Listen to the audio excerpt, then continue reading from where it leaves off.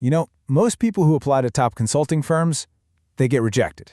And it happens before anyone even really looks at their resume.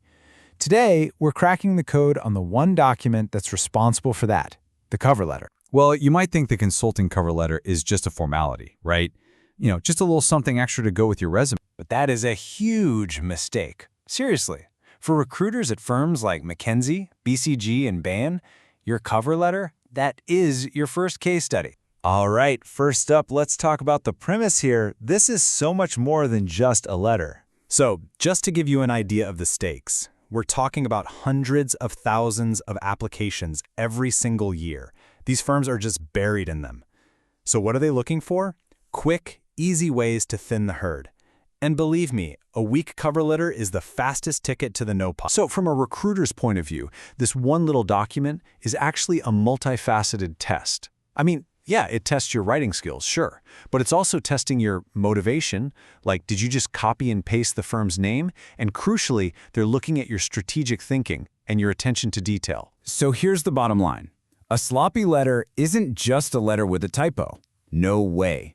It's seen as a failed demonstration of the very skills they're trying to hire you for. It's a failed test of attention to detail. And for a consultant, that is an absolute non-starter. Okay. So the stakes are obviously super high. How do you actually build the core of your letter? Let's get into what I call crafting your hero stories, moving from just a list of facts to a story that's actually compelling. Everything you write has to prove what you could call the trinity of consulting fit. First up, problem solving. You got to show you have serious analytical and quant skills. Second, leadership and influence. Can you prove you can lead a team and persuade people who don't agree with you? And third, impact and drive. You have to show you're just relentlessly focused on getting tangible, measurable results. And you can't just say it, right?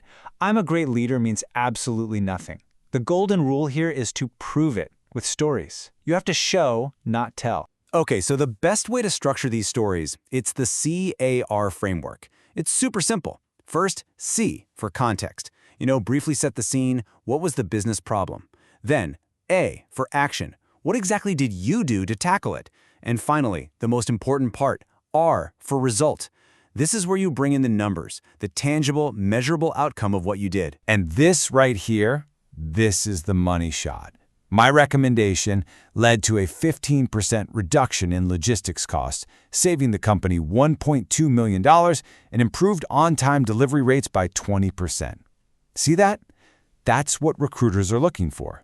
Hard, undeniable numbers that prove you made a real difference. But you can't just tell one type of story. The real key here is building a balanced portfolio. You need one story that's all about your analytical horsepower, your hard skills. But you also need an influence story to show off your soft skills, to prove you can lead people and manage tricky situations. Okay, this next part, this is the ultimate litmus test.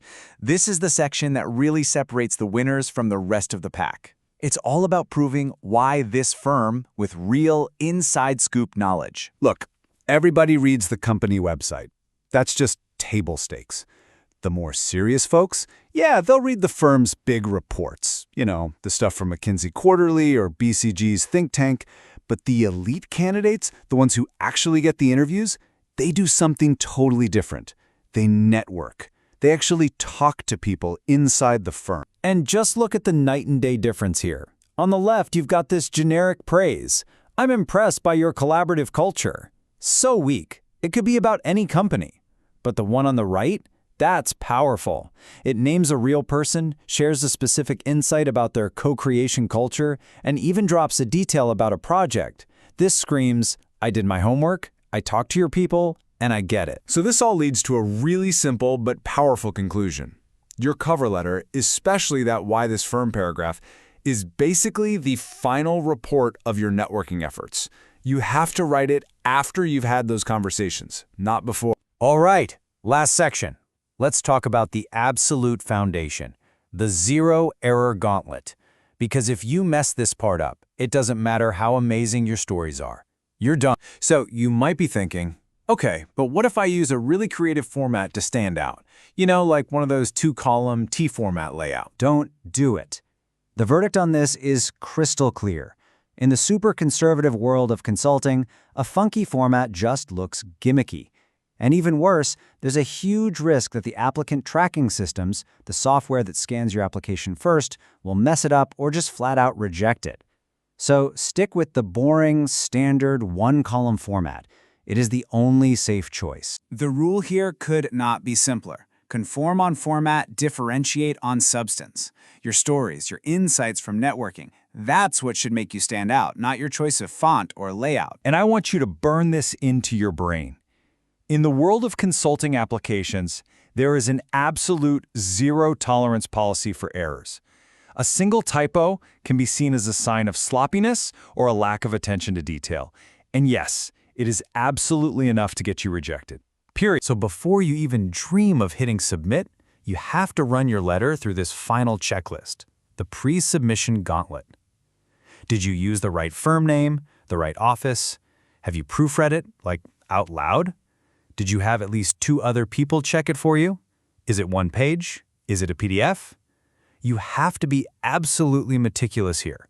Your entire application is on the line. So look, as you get ready to write this thing, remember, it's not just about listing what you've done. It's about telling a strategic story, backed up by real evidence that proves you belong there. You've got one single page to make your case. So what's the story only you can tell?